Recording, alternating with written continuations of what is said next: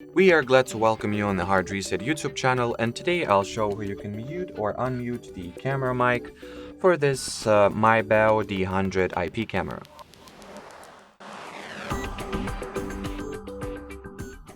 So first you will need to launch the IPC 360 app, then select the devices section at the bottom. Next, go for the camera settings, then sound. In here, if you would like to mute the camera microphone, just mute this volume here.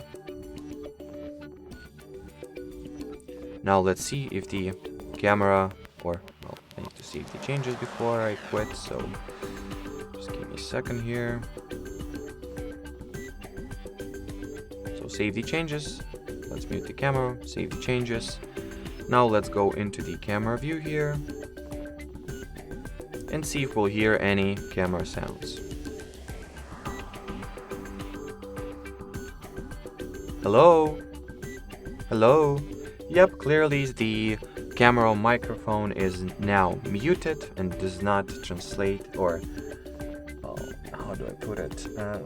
It just doesn't produce any record or listen to any sound at all. Now, on the contrary, let's go into the settings again and unmute the camera microphone by giving it some volume, like this much.